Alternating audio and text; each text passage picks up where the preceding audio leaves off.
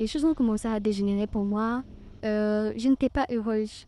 Je n'étais pas heureuse parce que je n'arrivais pas à prendre de grossesse. Tout le temps des couches de nuit. J'avais quelque chose qui parlait dans mon ventre, quelque chose qui parlait dans mon oreille.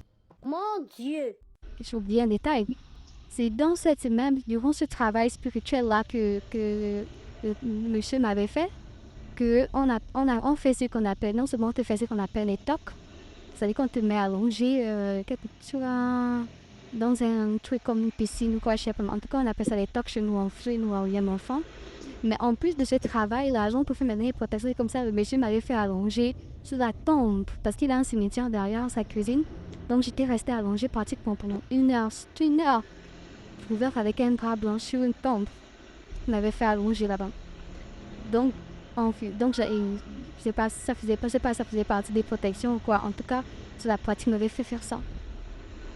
Et quand je suis revenue de Yem, des choses, je glossais en fait. Si vous voulez, les choses allaient bien pour moi. Par contre, la banque où je travaillais, comme je disais dans la première note, la banque où je travaillais, par exemple, on m'avait appelé. Parce que comme j'étais en stage, on m'avait appelé. J'avais refusé, en fait, mon cas c'était fermé pour que je retourne là-bas. En fait, je ne voulais plus repartir. Et donc, j'ai vivais ma vie.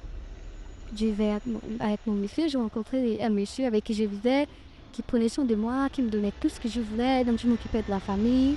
Et je voyageais, je faisais la fête, je faisais mes trucs en fait. J'ai acheté un terrain, j'ai commencé les travaux de la maison, les trucs. J'allais louer, j'étais bêtement chez moi en fait, si vous voulez.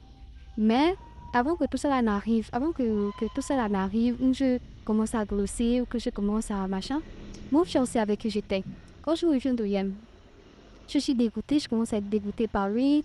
D'abord, il m'appelle, me dire que voilà, ça fait 7 mois qu'il me trompe, il vit avec quelqu'un en France, ça va, donc je pète les plombs. Et je décide que voilà, on arrête la relation. Mais encore, au fond de moi, c'est pas ce que je veux en fait. Mais quelque chose me pousse à le repousser, quelque chose me pousse à chaque fois à le repousser, quelque chose me pousse à chaque fois à le repousser. Je garde toujours espoir parce que le mariage, tout le monde savait, ma grand-mère savait, et de son côté savait, ma mère savait. Mais la famille vraiment élargie, là, je n'étais pas informée. C'était d'abord dans la maison de maman, et rien que ma grand-mère qui était informée et ma mère. En plus, là, par contre, à lui, ses parents, tout le monde était informé. Jusqu'à la liste déjà même sortie. On avait déjà fait le choix de tenue de mariée parce que le projet c'était que Dieu, on se marie ici et je parte le trouver en France pour qu'on fasse le civil, la bio et tout ça là. Et par contre, je continuais toujours à porter sa bague. Je continuais toujours à porter sa bague, la bague de fiançailles qu'il m'avait donnée. Et pendant qu'on était sur la période, on était séparés et tout ça là, il demandait toujours, il voulait revenir, il voulait reprendre la relation. Mais je ne voulais plus en fait. Je disais non, non, je ne veux plus et tout ça. Tu m'as déçu, tu m'as blessé, tu m'as trompé, tu me promets au mariage, mais tu vas vivre avec quelqu'un et autre. Il me dit non, mais je t'ai avoué et tout ça là, je ne veux plus. C'est parce qu'il y a quelque chose qui me poussait à t'avouer. Vraiment, je suis désolée, autre, tout ça là. Jusqu'à sa mère, etc. Les personnes venaient demander des excuses à ma mère et autres, tout ça là. Et on était là. Puis, un jour, un homme aussi, il a fermé son cœur. Il est parti s'installer maintenant avec la fille. Et moi, j'avais commencé à souffrir. J'avais commencé à souffrir de cette séparation. J'avais commencé à avoir mal, mais je continuais toujours à garder espoir. Jusqu'à un jour, j'étais là assise au salon. La bague que je portais, de fiançailles qu'il m'avait donnée, s'était cassée sur mon doigt. La bague s'était cassée. C'est ce jour-là, quand la date s'était cassée sur mon doigt, j'avais compris qu'en fait, je l'avais perdue et qu'on n'allait plus se remettre ensemble, quoi. Donc, j'avais enlevé la bague et puis je l'avais cachée. Et aujourd'hui, lui, il s'est marié récemment, là, aujourd'hui, avec la même fille en question, pour qui il m'avait quitté. Et en tout temps, moi, les choses ont commencé à aller pour moi. Je faisais mes trucs, je voyageais, comme je disais, tout cela. Mais en 2018-2019, les choses ont commencé à dégénérer pour moi. Je n'étais pas heureuse. Je n'étais pas heureuse parce que je n'arrivais pas à prendre de grossesse. La personne avec qui j'étais, j'avais quelque chose, j'avais tout le temps des couches de nuit, j'avais quelque chose qui parlait dans mon ventre, quelque chose qui parlait dans mon oreille. J'avais l'impression qu'on me suivait derrière. J'avais l'impression que, en fait, j'étais pas bien. Je n'arrivais même pas à me mirer dans le miroir. Parce que quand je me mire comme ça, j'ai l'impression de voir le visage d'une vieille femme.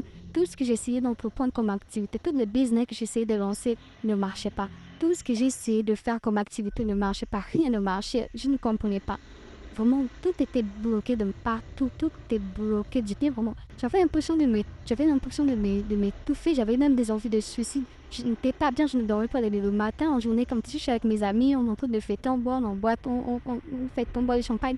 Mais quand j'arrive à la maison, quand je suis dans la chambre, je commence à pleurer, je ne suis pas heureuse. Je me droguais, je fumais avec moi le chambre, je buvais des alcools forts. Les gens, je sors de la rue comme ça, on ne les traque même plus. C'est quelqu'un qui est même pas, quelqu'un qui me regarde, qui peut même pas me dire, qui a même peur de me dire bonjour, qui vient se cacher devant moi pour commencer à me traquer. C'était vraiment pas facile pour moi. Et j'ai commencé à chercher. J'ai rencontré une amie qui m'a emmenée quelque part. Mais je savais que je suis partie en brousse là et autres, tout ça là. Donc, on a fait une consultation et autres. Mais quand on a fait la consultation, je ne trouvais pas de réponse en fait, si vous voulez. Je ne trouvais pas de réponse et je n'étais pas bien. Et à chaque fois que j'appelais ma grand-mère pour essayer d'expliquer à ma grand-mère que voilà ce qui se passe, quand je rencontre quelqu'un, la personne pas passée, à chaque fois que je rencontrais quelqu'un, je m'étais séparée de la personne avec qui je vivais. Et quand je rencontrais une nouvelle personne, là, les relations ne duraient plus. Ça fait juste 1 mois, 2 mois après, le gars part. C'était comme ça en fait à chaque fois. Je rencontrais des personnes, j'avais des opportunités devant moi, mais que je n'arrivais pas à saisir. Je rencontrais des personnes stables, des personnes qui voulaient vraiment me kisser. Quand on me vend, je dis, oh, on a trouvé une femme. Mais après quelques mois, ils partent. Et c'était comme ça en fait. Et ça m'épuisait, ça me fatiguait. Et quand j'appelais ma grand-mère, elle me disait non, viens me trouver à OIM, viens me trouver à OIM, viens me trouver à OIM. Et moi, OIM, là, je ne voulais plus partir. Mon cœur, mon esprit ne donnait plus sur OIM. Je ne sais pas pourquoi, mais je ne voulais plus partir. Et il faut dire qu'entre-temps, dans toutes les épreuves, là, je me suis fait un accident. J'avais fait un accident, je revenais de Vendo, j'ai fait un accident 5 tonneaux, mais je n'ai rien eu, j'ai juste eu des blessures. Je vais vous montrer, vous allez voir mon visage. Je vais vous montrer les jours de l'accident que j'avais fait. Et vous voyez qu'avec tout ça, en fait, je me posais des questions. J'en avais marre. Je suis allée faire consultation. On me dit, bon, il faut te faire initier au Bumba, c'est le Bumba. Bumba, il y a un qui te fait ça et tout ça. Je dis, ah, c'est quoi le Bumba? Non, c'est ton génie, machin, tout ça. J'ai d'abord fait première recette à l'embarigné chez une maman là. Ça n'avait rien donné. Je suis allée, j'ai eu beaucoup de dettes, je me suis endettée, j'étais pas bien. J'étais vraiment pas bien, j'étais pas bien. Jusqu'à j'ai vendu mes biens, j'ai vendu mon terrain, j'avais commencé à construire pour rembourser les dettes. J'étais pas bien du tout, Et j'ai décidé encore de chercher moi-même. Il faut que je comprenne, il faut que je sache ce qui se passe. Quand je m'en vais maintenant, après je décide d'aller me faire initier. C'est quand je décide maintenant d'aller me faire initier que je suis allée me faire initier à la pile d'animé chez une maman. Que je suis allée me faire initier. Et c'est là-bas que j'ai vu en fait ce qui me dérangeait. Effectivement, c'était ma grand-mère. C'était ma grand-mère. C'était ma grand-mère, mais c'était mon côté paternel. Un côté maternel. Et au contraire, même mon côté paternel, c'était mon côté où mes bénédictions en fait dépendaient de mon côté, mais surtout de Dieu, mais que mon côté paternel avait mes bénédictions. Et la partie où il fallait que je prenne les bénédictions, c'était mon côté paternel. Parce que c'est mon côté paternel, donc mon père en fait, il devait me donner les bénédictions. Et donc mon côté maternel. Et depuis, je m'étais fait initier en 2021. Et c'est depuis 2021, la part où je suis allée me faire initier, parce que je n'avais dit à personne ce que je allais faire, je n'avais vraiment dit à personne. Et quand je suis partie, puisqu'il n'y avait pas de réseau là-bas, la même période, 2 jours, je pense, 2 jours, parce que la personne qui tenait mon téléphone, quand tu ne peux pas parler, tu es enfermé, donc tu ne peux pas parler. Elle m'avait appelé ma grand-mère, mais je n'avais pas. La personne qui avait mon téléphone n'avait pas décroché. Donc, quand je suis sortie de l'initiation, elle m'appelait, mais j'étais tellement dégoûtée par tout ce que j'avais vu. J'étais choquée, mais au niveau, tout ce que j'avais vu, en fait, j'étais dépassée, j'étais choquée en fait. Donc, je n'avais plus décroché à ses appels. Jusqu'aujourd'hui, je n'avais plus décroché à ses appels. J'avais juste l'idée, j'avais juste envie de me venger en fait. Et c'est là où les blocages que je rencontrais ont fait que j'ai justement envie de me venger. J'avais juste envie de me venger, je ne voulais rien comprendre, je ne voulais rien savoir. Malgré mon initiation, malgré tout, les choses n'allaient pas. Ça m'avait juste permis de voir qui était derrière tout ça, mais les choses n'étaient pas rentrées dans l'ordre. Je n'avais pas la paix intérieure, si vous voulez, je n'avais pas la paix intérieure. Et donc, j'avais décidé premièrement d'abord avec ma copine là. Elle m'avait dit non, mais il faut tout à l'envoyeur. Et moi, je n'avais que ça. Pour moi, en fait, je me disais, si elle meurt, toute la famille sera libre en fait. Pour moi, si elle meurt, toute la famille sera libre. Donc, je me suis dit, il faut que je me venge. J'en ai marre, je suis fatiguée. Mais quand tu fais ce genre de choses, taper le diable, taper le mur, ça, tu ne sais pas le nom de la personne. Tu dis juste le mal que tu ressens, pas le mal qu'on t'a causé. Et c'est à travers ça que le justicier, il va faire les choses. Donc, j'étais allée taper le mourir une première fois. Ça, on m'avait donné vent. Que ben, ça l'avait pris un peu, mais là, elle savait, elle disait à ma mère, quand on avait lancé la cuisine, tu de quoi au pied. Moi, j'avais su un peu que c'était ça. Mais pour moi, je n'étais pas satisfaite. Je voulais absolument qu'elle meure. Je voulais qu'elle meure parce que pour moi, si elle mourait, la famille va être libérée parce que je voyais un peu sur le net, un peu partout que voilà, quand on te fait du mal, il faut que la personne meure parce qu'il y a des personnes qui disent que tant qu'elles seront vives, vous n'allez pas réussir, vous allez toujours encore pas des trucs comme ça. Donc moi, c'était ça mon optique en fait. Et j'ai entendu que voilà, avec ma copine, c'est elle qui a aidé le monsieur qui nous a emmenés. C'est un monsieur chez qui on faisait souvent les soins, les bains. Et il nous a dit ok, on va aller là-bas et tout. Donc moi, je suis allée. On pensait que j'étais allée parce que on pensait que j'étais allée pour accompagner ma copine. Et moi, en fait, ce jour-là, j'en avais profité pour le faire en fait. La réalité, c'est que j'étais partie en partant, j'étais partie pour accompagner en fait ma copine. Mais sur le coup, c'est sur place en fait que je me suis dit, ah, moi je vais profiter aussi, je vais aussi profiter aussi à demander justice. C'est ça la vérité. Donc c'est comme ça que j'avais fait cet acte-là. Mais comme sur le chemin du retour, c'est là où j'avais, en revenant, puisque j'étais devant, que ce truc-là, ce serpent noir-là, ce serpent avec la tête rouge-là, il avait juste fait sortir la tête parce qu'il était sorti d'un trou. Et donc, au moment où j'ai soulevé, là, quand tu marches sur les pieds, donc quand j'ai soulevé le pied pour déposer le pied sur la descente, c'est là où j'ai vu faire sortir la tête avec le corps. Donc, j'ai juste eu le temps de le regarder, de le voir. J'étais la seule à l'avoir vu. J'ai eu le temps de le voir. Que j'ai justement fait. Je n'aime pas. Si vous voulez, je n'ai pas eu peur, en fait. Voilà. Je n'ai pas eu peur. Je n'ai pas justement. J'ai juste dit, genre, tu vois quelque chose. Et puis, genre, tu veux te cacher, en fait. Tu veux faire, genre, des trucs. Oh, yeah, c'est important. C'est le geste que j'avais fait, en fait. Donc, en voulant poser mon pied, je l'ai vu faire sortir la tête et puis il est retourné. C'est comme s'il venait juste me montrer son corps. C'est comme s'il venait pour me montrer son corps, en fait. Donc, après, il est retourné. Donc, j'ai juste le temps de faire deux pas en arrière. Et j'ai prévenu que, ah, je viens de voir ça. Et quand j'ai demandé, voilà, mais qu'est-ce que ça veut dire? Bon, lui, il me répondait vaguement, oh, voilà, c'est le génie ou je sais quoi. En fait, il n'avait pas donné de réponse, s'il vous plaît. Voilà, il n'avait pas donné de réponse. Et après avoir fait ça, je suis rentrée à la maison. Je suis rentrée chez moi. Ils sont venus faire des rituels qu'ils ont fait.